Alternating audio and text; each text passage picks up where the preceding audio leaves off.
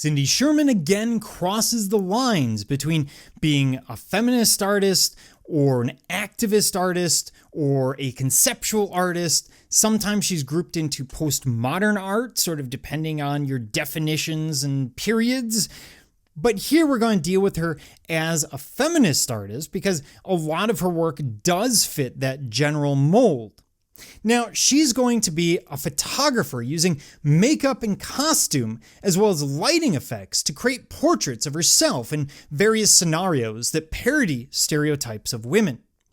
Her characters and settings are drawn from sources of pop culture, generally looking at old movies, TV soap operas, and pulp magazines. In other words, sort of garbage magazines you see at the grocery store.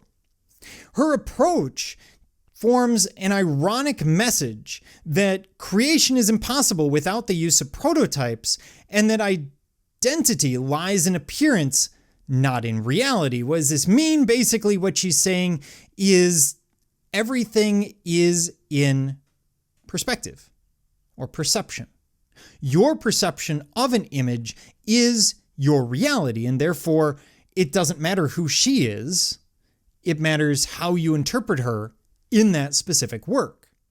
Her work implicates the viewer in the meaning of the work, inviting us to project our own interpretations. Generally, these pieces are going to be so ambiguous as to be difficult to categorize and leave large enough openings, just like with pop art or super realism, to draw out those individual interpretations from the viewer, which means to viewers, two different interpretations, and if you look at it multiple times, you'll see different things. Now, this also plays into some of the feminist ideas because she tends to stereotype the role of women as seen in pop culture in the 1970s and 80s. And here we're looking at Untitled Film Still number 21. Now, this piece is actually part of a larger series where she is mimicking sort of film tropes in photography, not in film, not in video, obviously. But she's trying to mimic these tropes of what women are in these various movies in pop culture. So we see all sorts of different ideas, from the sensual to the beaten and the victimized to sort of general loneliness and isolation. There's always a sense of isolation in Sherman's pieces, and this is also likely intentional. She wants us to come into the image and start to put ourselves in her position. The idea is you start to develop an understanding of the psychology of the image, and you start to understand elements of the human condition that you wouldn't otherwise experience. In this case, we're looking at this image and we don't have a lot of detail. The title itself is Untitled Film Still. This doesn't help us. What we get a sense of is someone maybe who's come to a big city, who perhaps is innocent or sheltered, coming to the big city for the first time, maybe on their own to, find their way. And yet we have this sense of innocence, this sense of potential trouble. We see the smallness of the form of Sherman's form against the massiveness of the building, and yet we see no one else, giving us a sense of perhaps her psychological isolation under the circumstances. So what she's doing is she's reworking these images, trying to arouse a sense of unease in the viewer.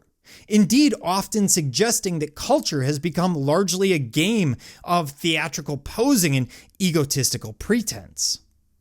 Here she's taken on the role of a small town girl who's just happened upon the big city. She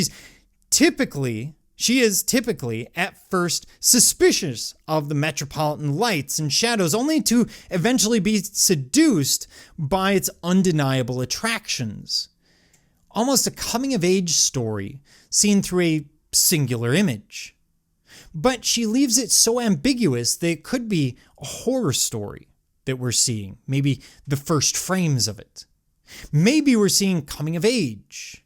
Maybe we're seeing the downfall of someone. How many of you have known someone who went to the big city after being a big name in their own small town, only to discover that they don't actually have the skills and talents that they thought they did when compared to a larger pool?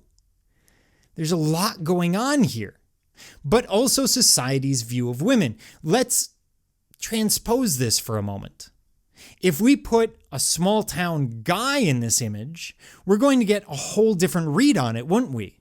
We're going to see probably an image of strength and power. We're going to see an image of a man finding himself. And yet, when we talk about in terms of a woman in this position, we talk about how she's seduced by the city. It's that difference of the masculine and the feminine, and this is what Sherman's getting at, this sort of double standard that exists for men and women and fits so well into the feminist art ideas that we've been talking about.